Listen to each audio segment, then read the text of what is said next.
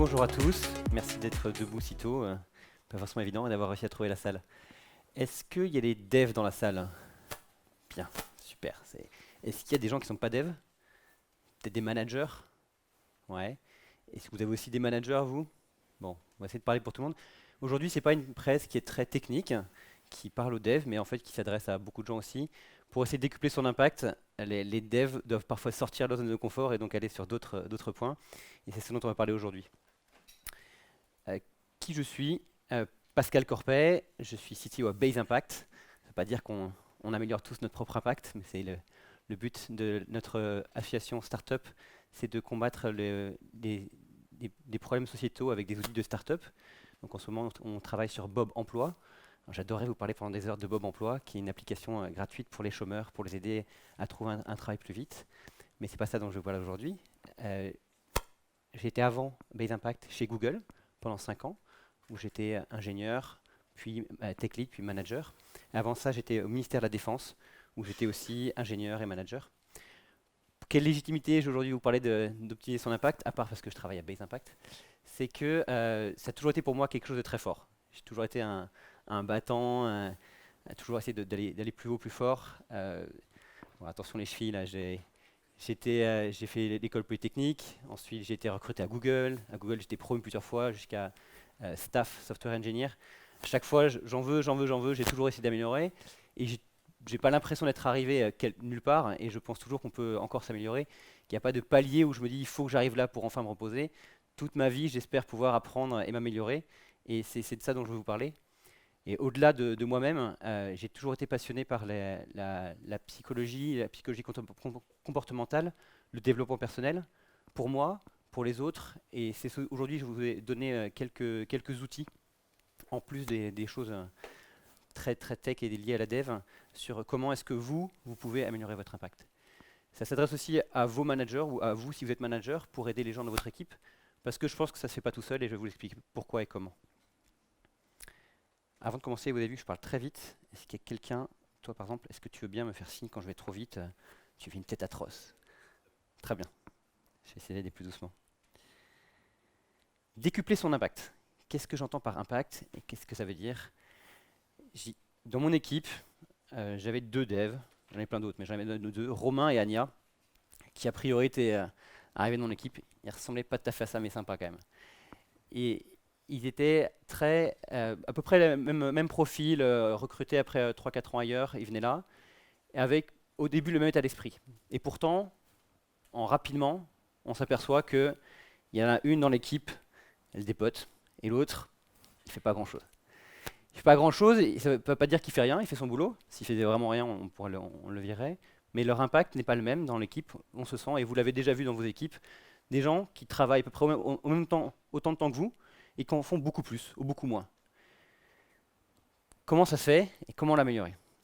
Comment ça se fait et à quoi ça correspond exactement?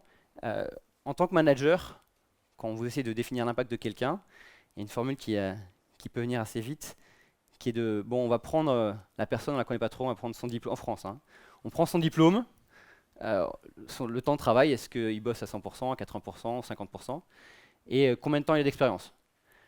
Au ministère de la Défense, fonction publique, c'était exactement ça. C'est-à-dire que si jamais vous avez, c'est ça qui détermine votre avancement, votre salaire, les postes que vous pouvez avoir, c'est vraiment ça. Bon, quand on a un bon diplôme comme moi, c'est pratique. Quand on a 100% comme moi, c'est pratique.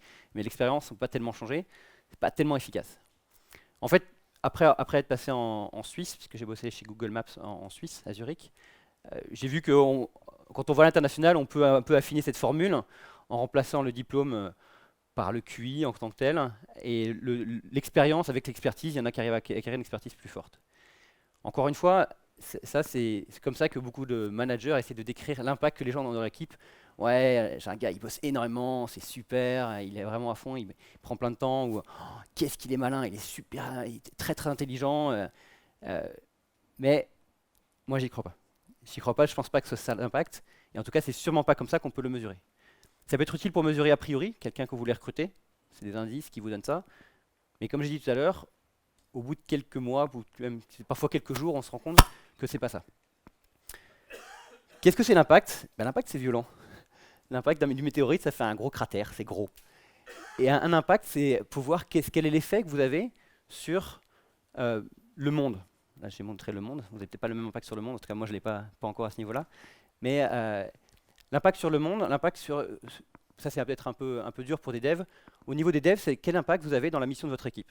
Est-ce que la mission de votre équipe, vous y participez à 10%, 20%, 50%? Est-ce que c'est vous qui faites les choses les plus importantes, les choses les plus difficiles, indépendamment du temps que vous y passez? Indépendamment du temps que vous utilisez des manières malignes pour y arriver. À Base Impact, on utilise la big data pour essayer de résoudre les problèmes des chômeurs.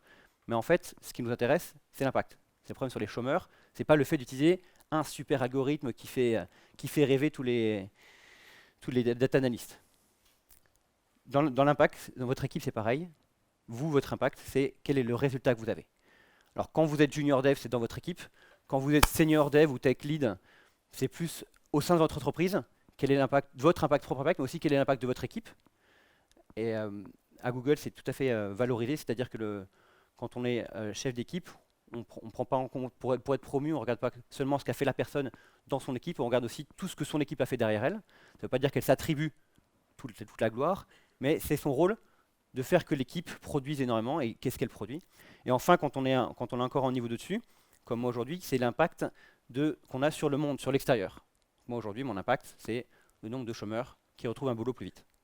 Et cet impact-là, il y a beaucoup de devs qui le perdent de vue. Qui le perdent de vue parce que c'est passionnant de bosser sur des problèmes techniques, d'ingénierie, et ils ont l'impression de donner beaucoup beaucoup d'énergie. Vous vous souvenez, Romain, tout à l'heure, il tapait la tête contre le mur, il trouvait qu'il avait vraiment, il donnait beaucoup de sa personne, quoi. Mais c'est pas ça. Avec un grand box, Anya de l'autre côté, elle mettait moins d'énergie, mais son impact est beaucoup plus grand. Donc, essayez de bien mesurer l'impact que vous avez, ou que les gens autour de vous ont, et pas l'impact que vous pensez avoir parce que vous y mettez de l'effort. Donc c'est ça, quand je parle de l'impact, je parle de ça. Maintenant, pour un dev, qu'est-ce que ça veut dire? Pour un dev, qu'est-ce qu'on parle en termes d'impact, notamment en termes d'une son équipe, qu'est-ce qu'on peut faire? A priori, quand on est dev, on développe, on code. Et ça, c'est le premier impact que vous allez avoir, c'est le code, quel code je fais, à quoi il sert. Je vais vous parler aujourd'hui de plein d'autres choses, en plus du code que vous pouvez faire, surtout que j'ai vu faire par des bons software engineers, des bons devs, plus ou moins seniors. Il y en a beaucoup. Alors, c'est plus des exemples pour vous donner une variété de choses qui ne sont pas du code, pas du développement, qui se font et que font les gens qui ont un plus grand impact. Je vais passer vite parce qu'il y a d'autres choses après dans la presse et donc c'est pas forcément ça ce sur que je veux me concentrer. Mais par contre, si ça vous intéresse, chaque sujet pourrait faire une conf à part entière. Venez en discuter après avec moi, cherchez sur internet, discutez-en, il y a plein de choses à faire derrière. Donc la première chose en dehors du code pour moi, c'est get things done. C'est arriver au bout des choses. Être dirigé par le but, quand vous avez une tâche sur Trello, le but c'est de finir la tâche. C'est pas d'écrire du code qui finit la tâche, c'est que la tâche soit finie. Vous pouvez faire 90% du boulot, si jamais vous n'êtes pas les 10 derniers pourcents, ça ne sert à rien. Avoir un esprit où le dev, lui, fait les choses, ça se sent, ça se voit. Et j'ai eu des dizaines d'ingénieurs chez Google qui font beaucoup, mais tant qu'ils sont encore, on voit qu'ils sont juniors parce qu'ils finissent pas. Get things done. Deuxième, c'est mon préféré, c'est la vitesse. Allez vite. Si vous arrivez à coder plus vite que vous n'avez à expliquer à votre chef ce que vous voulez faire, c'est hyper valorisant, c'est hyper gagnant, et ça se voit tout de suite, tout le monde voit. Rappelez-vous qu'il faut toujours maîtriser l'impact derrière, c'est pas juste aller vite dans tous les sens juste pour faire du bruit, mais aller vite quelque part, c'est super important. Clean code, avoir un code qui est propre. Alors ça inclut faire des code review, reviewer le code des autres, faire du code de qualité, du code testé, avoir un continuous integration, avoir plein d'outils autour. Un code propre, ça n'a pas forcément d'impact tout de suite, généralement ça vous ralentit par rapport à la vitesse dont on parlait juste avant. C'est un but qui n'est pas forcément le but de rendre la tâche faisable. Par contre, à 6 mois, à 8 mois, à 1 an, c'est incomparable l'impact que vous avez. Un code qui est propre, on y revient, même soi-même, 6 mois après, c'est tout de suite beaucoup mieux et on peut tout de suite se remettre au travail dedans. On peut tout de suite améliorer les choses. Et même, pour beaucoup de raisons, pareil là-dessus, sur chaque sujet, je vous le dis, là, je peux vous parler des heures, pourquoi il faut un clean code. Mais creusez ça peut augmenter votre impact. La veille technologique, C'est ce que vous faites probablement aujourd'hui. On a des confs Web Today, d'aller voir les différentes autres technos. Automatiser les tâches simples ou faisables. Au sein d'une équipe, il y a toujours la procédure qui prend, ça prend 5 minutes, on la fait 3 fois par jour et c'est un peu long. Si vous prenez le temps, donc là on a l'ingénieur de l'équipe Florian qui a pris le temps de calculer un score sur la base de résultats qu'on avait dans une spreadsheet Excel. Il a fait un petit script qui le calcule tout automatiquement et qui nous l'envoie sur Slack tous les matins. C'est pas énorme, mais l'effet est assez impressionnant. Prendre le temps de voir quelles sont les tâches qu'on peut automatiser autour de soi. Faire des talks, c'est ce que je fais aujourd'hui. Essayer de diffuser un peu qu'est-ce qu'on fait, comment on l'a fait. C'est à la fois valorisant pour soi, mais aussi ça envoie un impact aux autres sur qu'est-ce qu'ils peuvent faire. Et si vous avez fait quelque chose d'extraordinaire, autant le partager par les talks ou par des meet-up. Apprendre aux petits, apprendre aux juniors, pas forcément aux enfants, là, mais apprendre aux gens qui sont dans l'équipe, les aider les autres. Certains ne veulent pas le faire parce que ça perd du temps, mais en fait, à moyen terme, ça aussi, ça augmente l'impact général et surtout vous, indirectement, ça augmente votre impact, notamment quand l'autre peut être indépendant. Bon, il y en a beaucoup d'autres. Hein. Je vous remets la liste ici. Il y en a beaucoup d'autres. Et ces exemples sont à votre portée. Si vous êtes dev déjà, vous en avez probablement quelques-uns déjà. Tous les seniors devs que j'ai vus à Google notamment faisaient tous ces points-là. Quelque chose qui est naturel pour eux. Ils en font, ils en font, ils en font. C'est pas que du code, ils font plein de choses autour. Bien, si vous faites tout ça, qu'est-ce qu'on fait d'autre? Quelles sont les autres étapes quand on est senior dev pour aller encore plus loin?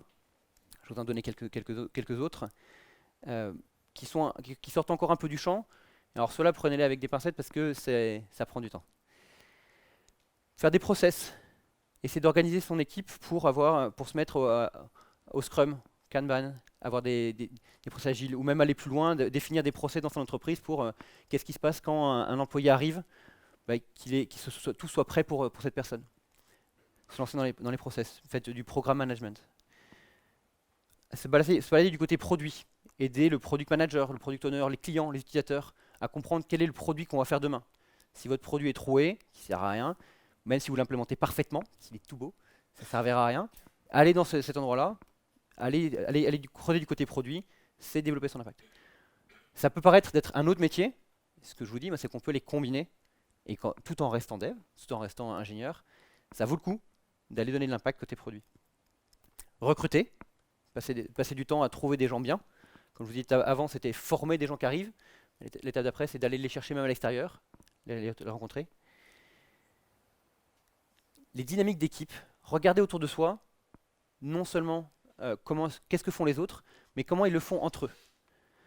Ça peut être assez difficile à mesurer, difficile à voir, mais quelqu'un qui se préoccupe de la santé de ses coéquipiers ou qui regarde qu'un tel il travaille mieux quand on le laisse tranquille pendant quelques temps et que vous le faites exprès, ou vous organisez l'équipe, sans être manager, juste en donnant des indices, en poussant les gens, en allant discuter avec quelqu'un quand vous sentez qu'il est triste, ça peut avoir un impact incroyable.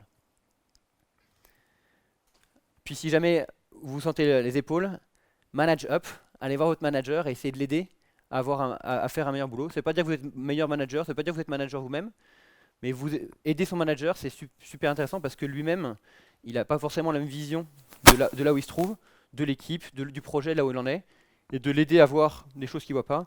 Ça peut être aussi un bon moyen d'augmenter son impact. Je vous ai encore remis la liste ici. C'est juste le début de ce qu'on peut faire. On peut étendre dans plein de directions. Mais j'espère que ça vous a un peu ouvert l'esprit et un peu montré que si c'est les résultats qui comptent, si c'est l'impact qui compte, le code n'est pas votre seul outil, le seul outil à votre portée. Et pour les ingénieurs vraiment très forts que j'ai rencontrés, notamment à Google où il y a vraiment des superstars, c'était souvent impressionnant la manière dont ils arrivent à combiner les deux. Et ils ne sont pas devenus coach agiles. Ils font du coaching, ils font des choses, et puis par derrière, ils développent des choses incroyables, ils continuent à coder.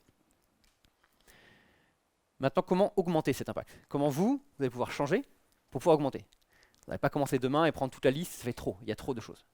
On va voir comment est-ce que les gens évoluent, comment les devs évoluent dans les équipes, dans votre équipe, dans votre entreprise.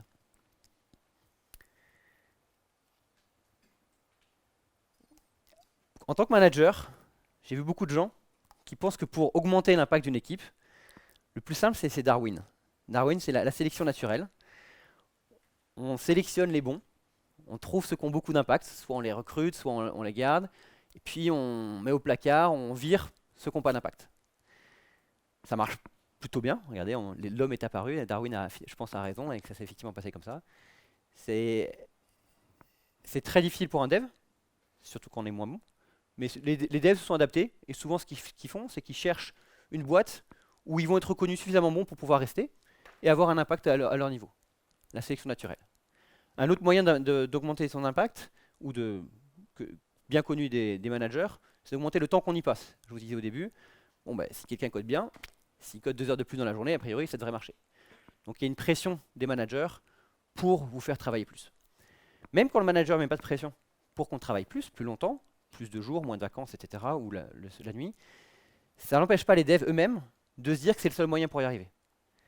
Des équipes plusieurs membres de mon équipe à Google étaient vraiment impatients d'être promus, de devenir senior software engineer, et ils disaient mais en fait je peux pas parce qu'il faut que je rentre chez moi, j'ai des enfants, j'arriverai pas. Et ils se disent mais et en plus j'ai l'impression que l'impact que les gens ont au-dessus de moi double, mais que les ingénieurs super forts à Google ont un impact qui est 80 fois plus grand que le mien, et j'y arriverai jamais à bosser 80 fois plus. Et il répète, il passe du temps là-dessus. Moi, j'y crois pas du tout. J'y crois pas du tout à passer plus de temps. J'ai une famille, j'ai des enfants. À 18 h, je m'arrête de bosser. Je rentre à la maison. Et pourtant, je veux augmenter mon impact. De la même manière, la sélection naturelle, c'est facile à faire. Quand je recrute, effectivement, je préfère recruter quelqu'un qui, je pense, avoir un bon impact que quelqu'un qui a un moins bon impact. Mais par contre, c'est pas du tout le seul moyen. Je crois beaucoup à faire attention et s'y prendre bien et prendre le temps de manager la croissance d'un dev de plus en plus fort. Soi-même, donc moi-même, quand je me suis dit ça, je me dis il faut que j'augmente, il faut que je trouve des moyens de m'améliorer. Je vais vous donner des buts à atteindre, donc tous les éléments que je vous ai donnés en première partie. Maintenant, comment y arriver? C'est ce que j'essaie de décrire dans ce qui va suivre, notamment avec des outils de psychologie comportementale, des choses qui font un peu théoriques, mais que j'ai pas inventé, que je vais vous décrire, mais j'espère qu'ils vont vous éclairer.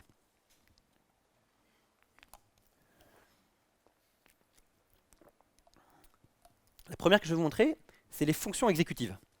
Les fonctions exécutives, ce sont des comportements, des choses que vous faites, que l'on fait, qui nous permettent de réaliser des tâches. Ça paraît très générique comme ça, ça l'est. Ça l'est très générique, et quand je vous vais les décrire en détail, vous allez dire oui, bien sûr, évidemment. Par contre, restez avec moi, vous endormez pas, partez pas tous. Vous allez voir que bien les identifier comme ça, bien identifier séparément, ça vous permet peut-être de voir laquelle vous manque le plus. Je vous en présenter 3, je crois qu'il y en a bien 5 qui sont décrits dans la littérature, mais les 3 les réunissent à peu près toutes, qui vont bien vous montrer qu'est-ce qui peut vous bloquer pour aller encore plus loin. Et même si vous pensez l'avoir déjà, essayez de réfléchir comment l'avoir encore plus. La première, c'est la mémoire. Avoir un gros cerveau, c'est bien. C'est bien, c'est pas du QI dont je parle. Ce que je parle, c'est la mémoire contextuelle, la RAM. Pour les devs, la RAM. La RAM, à la fois sa taille, combien de choses vous pouvez avoir dans la tête en même temps, et sa vitesse d'accès et sa vitesse de modification. Je ne sais plus comment ça se calcule sur la RAM, mais il y a des... Je sais pas, il y en a quelques... Si vous avez une barrette de RAM qui a beaucoup de RAM mais qui est pas le bon Hertz, votre CPU va pas pouvoir l'attaquer. C'est pareil pour vous. Pour vous, si vous avez écrit tout votre code, vous savez où il est, et vous y accédez facilement en faisant un grep ou en cherchant sur GitHub par mots-clés, vous retrouvez votre code, c'est bien. Vous savez où c'est déjà bien. Par contre, si vous l'avez en permanence dans votre cerveau, quand votre tech lead vient vous dire tiens, il faut faire telle fonctionnalité, vous voyez déjà, quand il vous parle, qu'il va falloir modifier tel fichier, et que ça va se faire très bien, et que du coup, vous pensez qu'il va falloir faire tel refactoring, vous gagnez un temps énorme. C'est hyper pratique d'avoir plein de choses en tête. Quand on parle le soir, on essaie de le vider, mais c'est hyper important, et plus vous en avez, mieux c'est. C'est-à-dire que si vous avez tout votre contexte en tête, quand vous discutez avec quelqu'un à Web2Day, tout de suite, faites des connexions à d'autres choses. Et l'avantage de la RAM par rapport au CPU, c'est que ça s'augmente, ça s'entraîne. Ça s'entraîne, il y a plein d'exercices pour augmenter sa mémoire, essayer de s'y mettre. Donc si jamais c'est votre problème, c'est cool, ça s'améliore. Deuxième fonction exécutive, le focus. Je suis le roi du focus. Je demande à mon équipe, et ils me détestent tellement, moi j'ai des œillères tout le temps pour essayer de concentrer. Alors les fonctions exécutives appellent ça l'inhibition, s'inhiber, se forcer à essayer de refuser les choses qui ne sont pas la tâche en cours. Vous avez une tâche, prenez votre tâche, faites-la. Faites-la votre tâche. Essayez de bien vous concentrer là-dessus. Ça peut paraître un peu différent de ce que je viens de dire. Je viens de dire qu'il faut avoir plein de contextes. Oui, il faut avoir plein de contextes. Mais vous êtes en train de faire une chose. Pareil, je vous ai dit en première partie, je vous donnez plein de trucs que vous pourriez faire aussi dans votre journée. Oui, mais faites-les séparément. Quand vous êtes en train de prendre une pause, à Google on fait des super pauses, il y a des babys, il y a des billards et tout, on fait sa pause, on est concentré sur sa pause et on va exploser l'autre baby. Si. Mais après, on revient, on n'est plus dans le baby, on n'est plus dans le chose, on est dans sa tâche. Un exemple frappant, le lièvre et la tortue. Imaginez le lièvre, s'il était concentré, il aurait explosé la tortue, évidemment. C'est juste un problème de focus, quoi. Au-delà, ça peut parfois être un peu plus pernicieux. Si vous êtes en train d'essayer de... Ça m'est arrivé, un membre de mon équipe qui essaye de modifier une librairie cœur de Google pour son projet, il voulait rajouter une fonctionnalité. La personne était à San Francisco, nous on était à Zurich, ça met la nuit. Le mail le lendemain, pas de mail. 2 jours après, toujours pas de mail. Enfin, il me dit je comprends pas trop ce que tu veux faire. Mon ingénieur, évidemment, il part, il s'énerve, il dit ça fait chier, c'est n'importe quoi. Qu'est-ce que c'est que ça? On est à Google, les gens pourraient répondre proprement. Et en plus, c'est pas trop compliqué ce que je demande et tout, etc. Attends. Giorgio, qu'est-ce que tu es en train de faire? Est-ce que tu es en train de régler les problèmes de ce mec-là? Est-ce que tu es en train de régler les problèmes de Google? Non, tu es en train de vouloir modifier une librairie. Tu fermes ta gueule, tu réponds ce qu'il te demande, et le lendemain, c'était accepté. Il aurait pu, il a marqué de côté, oui, il faut que je règle ça. Il s'est calmé après, mais restez concentré sur la tâche en cours. Ça veut dire vraiment quel est votre but en cours, et les autres, essayez de les mettre de côté. Troisième fonction exécutive, la flexibilité mentale. Vous vous souvenez d'être ami Romain au début du talk là, qui voulait passer à travers le mur. Il tape plus fort. Il réessaye. Ça va avoir un gros impact sur son front. Pas tellement d'impact sur le mur et il n'est toujours pas passé. Si jamais vous voulez passer de côté, si le but est passer de côté, essayez de changer de méthode. Là je vous montre un exemple, passer par-dessous, par-dessus, à côté, trouver d'autres moyens. Et c'est un peu ce que je vous dis aussi au début sur la croissance. La croissance, essayez pas de coder plus longtemps, essayez de trouver des choses qui vont vous permettre d'avoir plus d'impact par d'autres moyens. Ça, on reste focus, on utilise son contexte pour trouver d'autres choses. C'est hyper pratique aussi, quand on fait ça, une petite astuce, c'est d'utiliser d'autres gens. Parce que souvent, quand on voit quelqu'un d'autre taper sur un mur alors qu'il y a une porte à côté, on peut lui montrer la porte. C'est plus facile. Et lui, il peut vous montrer aussi votre porte, et ça va vous aider aussi. Donc voilà, ces 3 fonctions exécutives, ça vous paraît peut-être bateau, mais gardez-les en tête, essayez d'analyser vous, qu'est-ce qui peut vous aider, lisez plus dessus si vous voulez, et regardez comment améliorer l'une ou l'autre, et utilisez pour augmenter votre efficacité et augmenter votre impact dans vos tâches de tous les jours.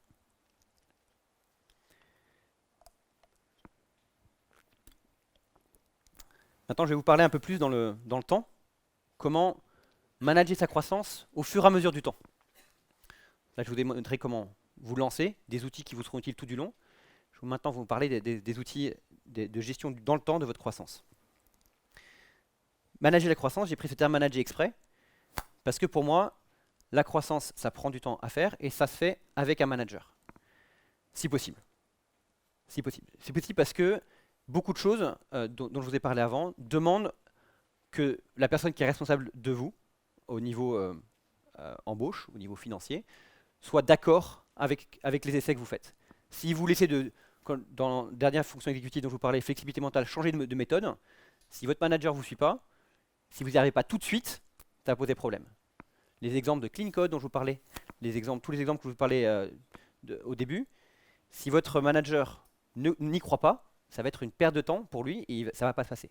Donc mettez-vous d'accord rapidement avec votre manager sur ce que vous êtes en train de faire, ce que vous essayez d'essayer. Et dites-lui pourquoi. Dites-lui que oui, au final, vous pensez que ça va augmenter votre impact, que vous acceptez.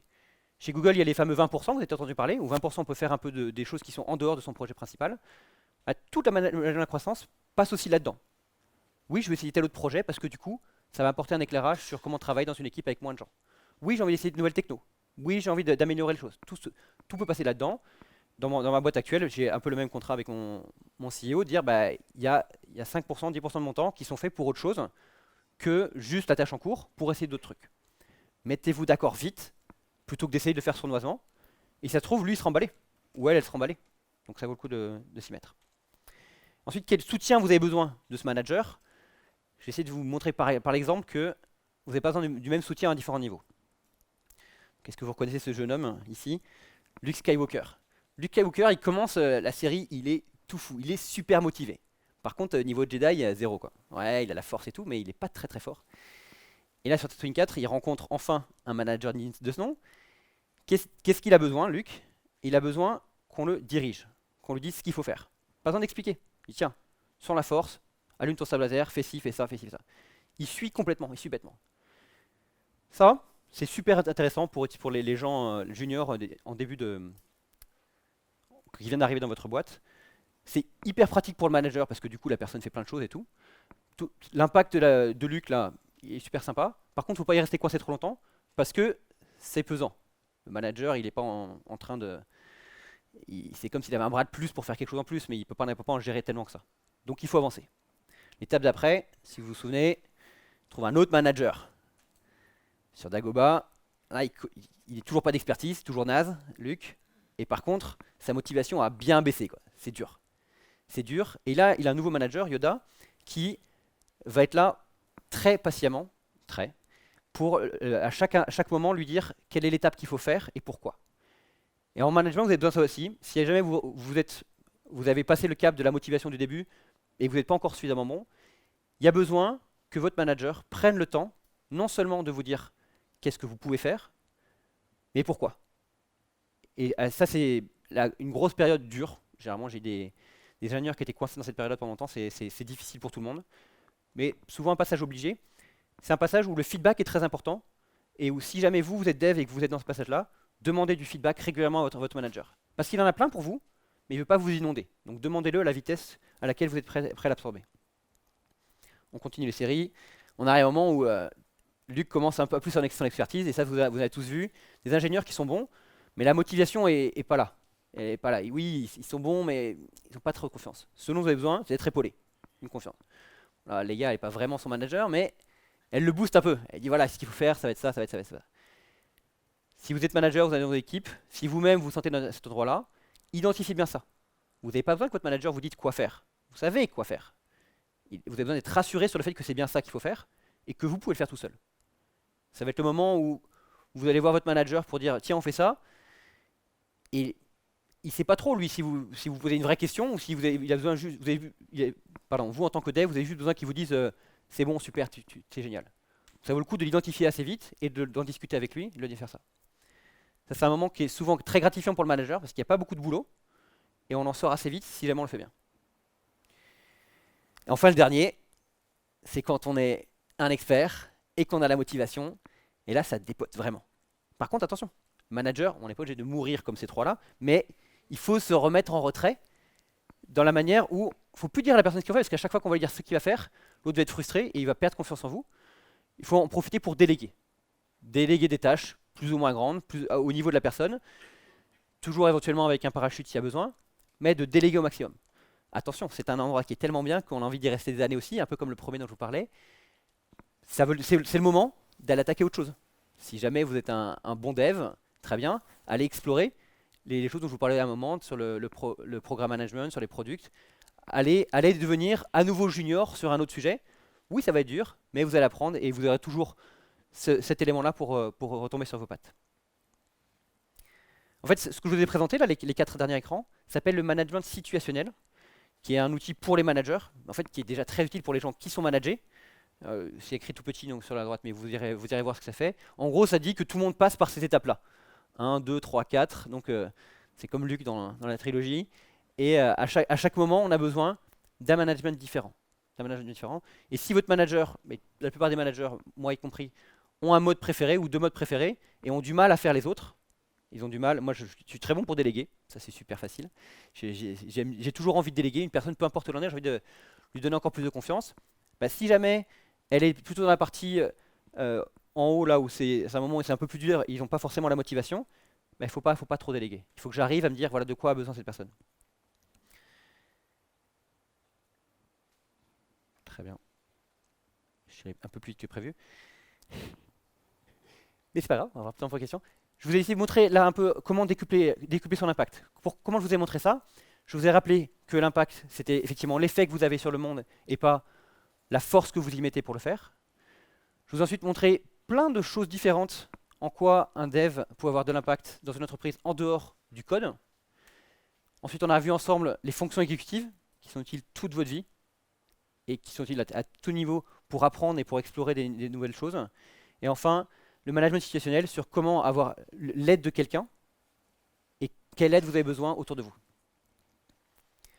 Cherchez cette aide, absolument.